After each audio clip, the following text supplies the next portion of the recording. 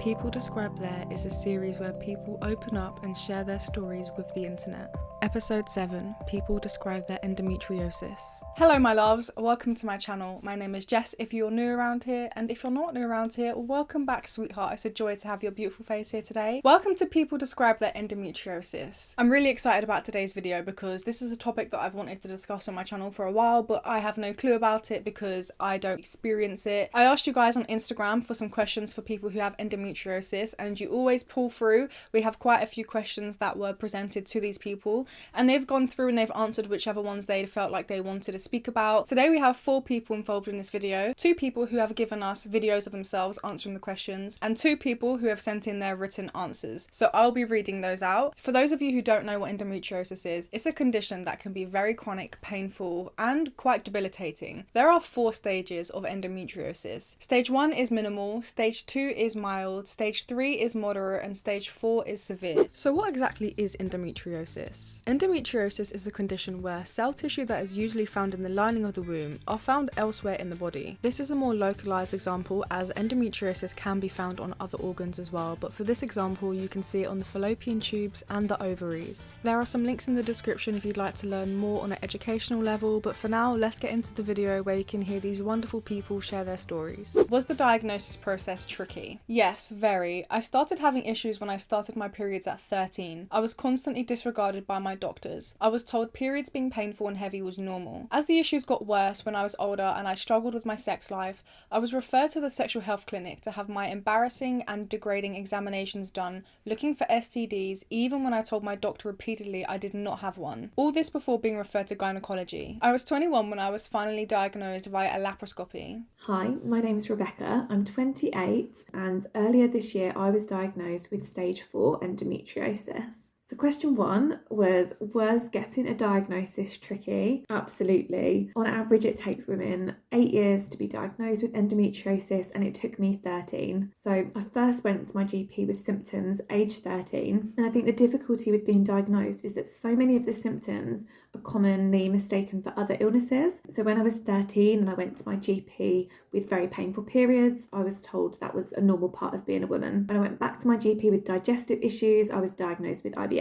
When I went back again with severe stomach cramping, I was told that was likely anxiety. And again, in the last couple of years, when I went with worsening pelvic pain and I'd started to have bladder issues, I was told that was likely recurring UTIs. And when I went with all of the symptoms combined, I was told that I was becoming hysterical and that things were likely all in my head. So it was very, very difficult for me to be believed and listened to and therefore diagnosed. Yes, it's been really difficult. I have had symptoms of endo since my period started. I was in and out of hospital on my periods because the pain would be so awful I would pass out. It took years before someone suggested endometriosis, and then getting a referral took a long time before I even got onto the years-long waiting list. Even now, after so many years, I'm still in the process of getting my proper diagnosis and where the endo might have spread to, kidneys/bowel. COVID has slowed things down too. What has dealing with medical trauma and gaslighting in a doctor-patient setting when they are always right been like? Hi, my name's Abby Rose, I'm 24 and I'm a student living with endometriosis. I feel like I have a lot to say about this one because this is the question that really gravitated towards me. If you are anything like me, it takes a hell of a lot of courage for you to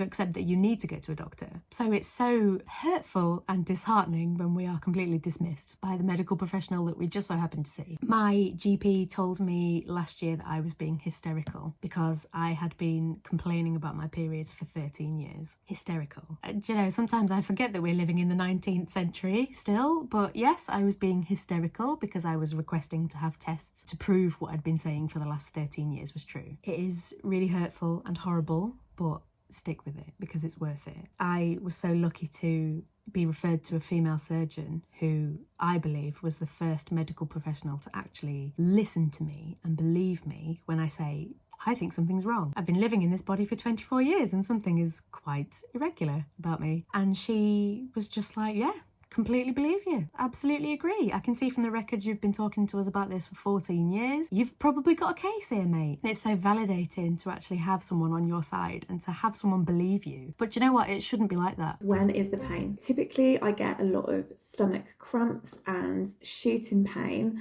and digestive issues in the week before my period and when I'm on my period. However, the worst time of the month for me is ovulation. So that coincides with a lot of my bladder and bowel problems too. And I get very, very severe cramping to the point where it can be a difficulty to move. And it's really hard to kind of even just walk when I'm ovulating. And that for me lasts for a number of days. And it just stopped me doing day-to-day activities, and it becomes a real struggle. I suffer from chronic pain pretty much constantly, but yes, it is heightened on my period and during ovulation. Personally for me, ovulation pain is worse. It also triggers my IBS, which is something else Endo blessed me with due to scar tissue build-up on my bowels and colon. How did you get diagnosed, and was it hard, mistaken for something else at first? So question 3 was around how I was diagnosed. My understanding is the gold standard way to be diagnosed is through a laparoscopy, which I had in February 2021, which diagnosed me. Before that, I have lost count of the number of different tests that I'd had. I had multiple blood tests.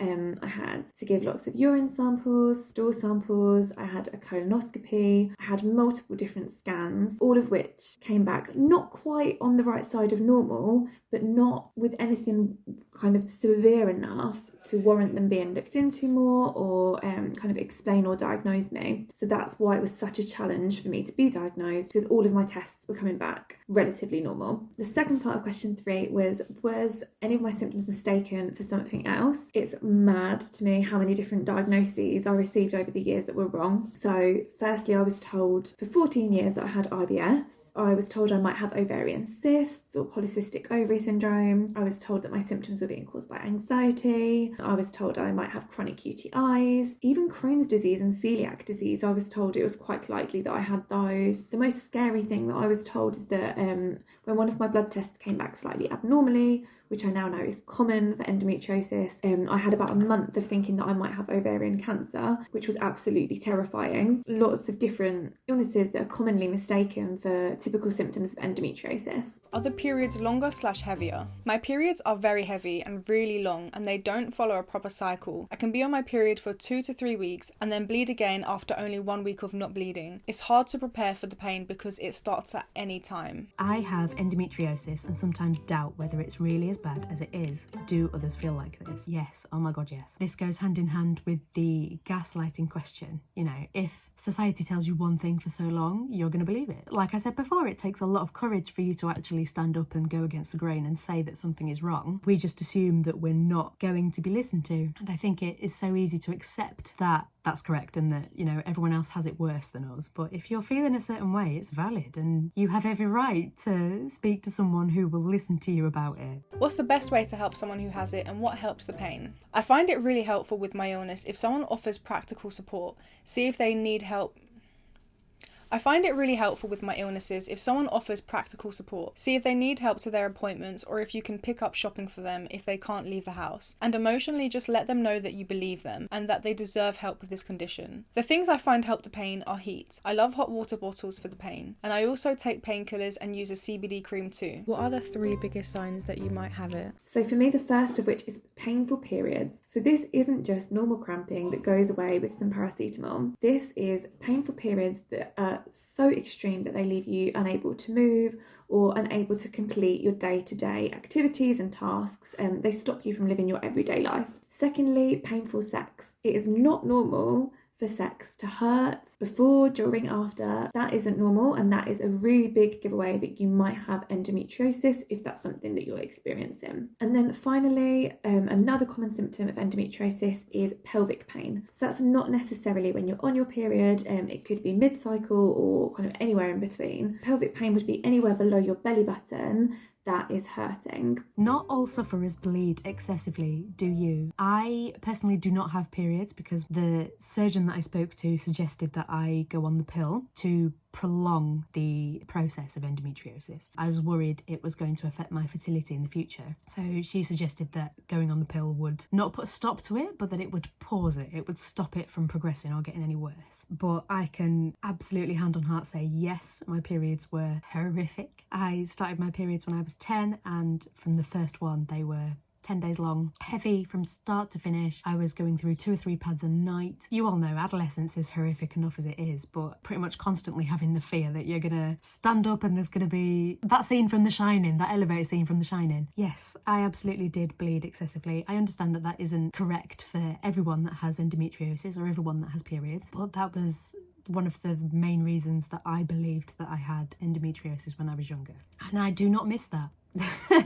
Absolutely do not miss that. What do you wish more people understood about endo? It's not just bad period pains. It's not just something we can just deal with. It's a debilitating condition. It's life-altering for many, but not all. Some women go through life not knowing they have it, while others' lives are completely altered by it. Some women only have bad periods, while others have issues with their bladders, bowels, and even lungs. Endometriosis can grow all over the body. So question 11 was, what do I wish more people understood about endometriosis? For me, I really, really wish that it was common knowledge that endometriosis is not just a bad period. I think that there is an assumption that if you have endometriosis, that means you've got bad periods and there's no other symptoms associated with that. Whereas for me, I have endometriosis that was found on my bladder, on my uterus, on my bowel, on my kidneys. A lot of my internal organs have been affected by this disease, and therefore I have a lot of other symptoms beyond just painful periods. So I'd like for people to have a better understanding of that. What was the hardest thing to accept about this condition? That my life is not normal. I don't get to do the things I want. I haven't been able to go to a theme park since I was 18, as getting thrown about on rides is incredibly painful. I struggle enjoying sex and being intimate with my partner. My flare-up stopped me from attending social events, and due to my health, I've developed bad anxiety and battles with depression. In my consultation with the surgeon, she told me basically if I had any sense I would be on the pill for the rest of my reproductive life.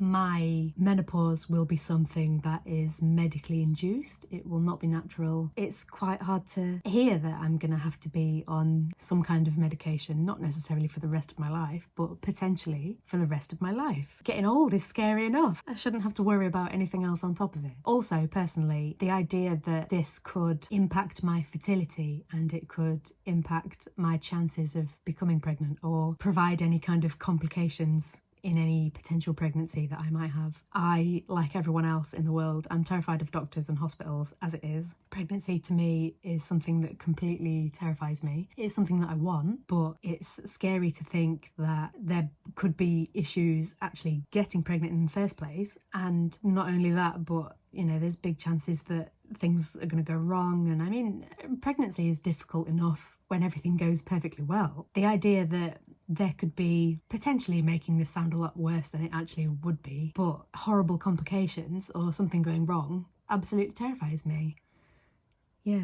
But obviously there are ways around it. There are things that we can do, and we have to be as positive as we can be. For me, the hardest thing was coming to terms with having another incurable condition. I already have a progressive chronic illness, and because of that, I can't have many of the treatments for endometriosis, so I'm left without many options, so it can take a while to accept. Any advice to anyone who thinks they have it but needs to get it through to the doctors because they just aren't listening? Don't give up. That is always my biggest advice. Every time you see a doctor while you have symptoms of endo, tell them and ask them to refer you to a gynecologist. Write down all of your symptoms and never stop asking them to help. You deserve help for this, and you are allowed to push them until they do. Shout as loud as you can, do as much research as you can into the condition, and surprise your GPs with it. Chances are your GP probably has no idea about endometriosis or what it is or how it affects you. Try to make sure that you can be seen by maybe not even a specialist, maybe a nurse, someone that has periods, someone that understands what you're going through, even not from a complete point of view, someone that can at least have some sympathy for you. Reach out to people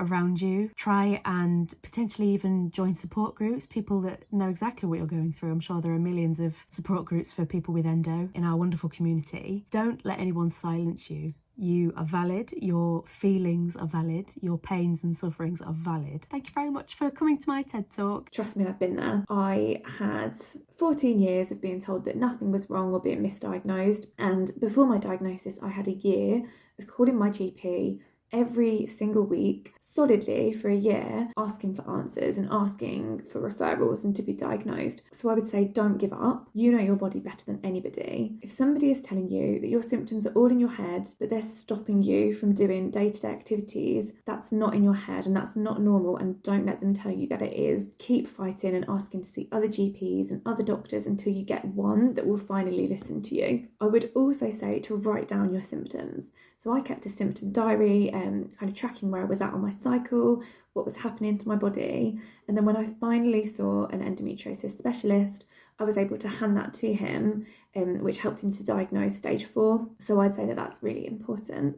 So for any endo warrior, know that you are not alone. There's other people out there just like you, experiencing the same symptoms, same emotions, same feelings that you have, whether you're diagnosed or not, and just don't give up and keep fighting for what's best for you and your body. This is something that really does affect people's lives. 2 people in this video have been referred to as hysterical, and you can imagine how many other people out there who have experienced all of these pains and symptoms have gone to their doctors time and time again to keep badgering them about it because they know there's a problem, only to be referred to as hysterical. The fact that the average of someone being diagnosed with endometriosis is 8 years is honestly just outrageous to me. Thank you so much to the people that got involved in this video. I really do hope this has helped you. I'm going to leave all of the 15 questions that I presented to them in the description box, and if you have endometriosis and you would like to have your input and your say in this, please in the comments answer whichever questions you would like to answer, because I can 100% guarantee you that that is going to help so many people watching this video. If you would like to see more people describe there, please let me know down below what you would like to see. Thank you so much for watching. Please give this video a thumbs up. It's going to really help me in this algorithm because YouTube does not like me. I want to keep creating great content and I want people to see it. So the more you engage with this video, the more YouTube is going to realize that it's worthy to be pushed out to more people. If any content I ask you to engage on is this kind of content, I'd like you to engage on the ones where we're actually trying to help people and there's other people involved and it's not just all about me. So